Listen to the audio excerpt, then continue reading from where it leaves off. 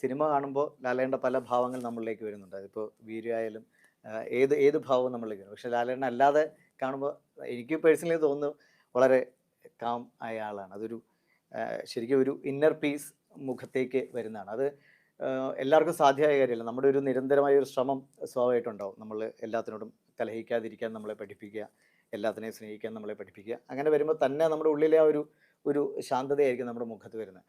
അത് ലാലേട്ടൻ്റെ ഒരു പ്രോസസ്സ് എങ്ങനെയാണ്? ഈ സിനിമ എന്ന് പറഞ്ഞാൽ ഇത്രയും തിരക്കുള്ളതാണ്. അതിനിടയിൽ ആ ഒരു ഒരു ഒരു ശാന്തത, സ്വച്ഛത ലാലേട്ടൻ കണ്ടെത്തുന്നത് എങ്ങനെയാണ്? നമ്മൾ പണ്ട് മുതലേ നമ്മൾ വളർന്ന രീതി അല്ലേ, നമ്മുടെ സൗഹൃദങ്ങൾ, നമ്മൾ വായിച്ച പുസ്തകങ്ങൾ, നമ്മുടെ സുഹൃത്തുക്കൾ, നമ്മുടെ ഒരു എന്താ പറയണ്ടേ ചിന്താഗതി, നമ്മുടെ പ്രെയർ, ഒരുപാട് കാര്യങ്ങളുടെ റിഫ്ലക്ഷനാണത്. അത് എല്ലാവർക്കും സാധിക്കും. ഇപ്പോൾ എത്രയോ പേര് ഭയങ്കരമായിട്ട് ദേഷ്യം വരുന്ന ആൾക്കാരുണ്ട്. നമുക്കും വരുന്നുണ്ട്. നമുക്ക് ആ ആങ്കറിനെ കൺട്രോൾ ചെയ്യാൻ സാധിക്കുന്നു, അല്ലെങ്കിൽ അതിനെ ഡിലീറ്റ് ചെയ്യാൻ പറ്റുന്നു. ആ സ്ഥലത്തേക്ക് നമുക്ക് ഒരു സ്നേഹത്തിനെ കൊണ്ടുവരാൻ പറ്റുന്നു, അല്ലെങ്കിൽ ഹാപ്പിനെസ്സിനെ കൊണ്ടുവരാൻ പറ്റുന്നു എന്ന് പറയുന്നത് ഞാൻ ഒരുപാട് ശ്രമിച്ചിട്ടുണ്ടാകാം, അറിഞ്ഞോ അറിയാതെ. അതിൽ ഒരു പെർസെൻ്റൊക്കെ സക്സസ് ആയപ്പോൾ തന്നെ ഇത്രയും നല്ല സുഖമാണ്.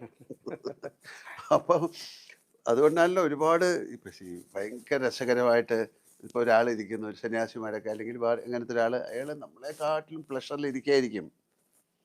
അപ്പോൾ ഇതിൻ്റെ അകത്തുള്ളൊരു ആനന്ദം വളരെയധികം അനുഭവിക്കാൻ സാധിച്ചാൽ നിങ്ങൾക്കും ആകാൻ പറ്റും. അത് ഒരു വലിയ എനിക്ക് മാത്രം പറ്റുന്ന കാര്യമല്ല.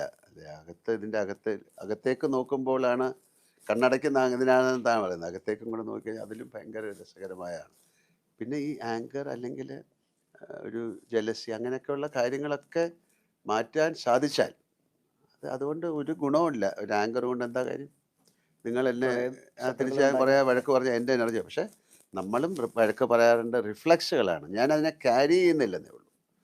ഒരുപാട് പേരെ ഞാൻ കണ്ടിട്ടുണ്ട്, അന്ന് അയാൾ എന്നോട് അങ്ങനെ പറഞ്ഞു, ഞാൻ അതിനെക്കുറിച്ച് ആലോചിക്കില്ല. അന്നെന്നുള്ള കാര്യമേ എൻ്റെ സിസ്റ്റമിലില്ല. അന്ന് നമ്മൾ പറഞ്ഞു, അതങ്ങ് കഴിഞ്ഞു.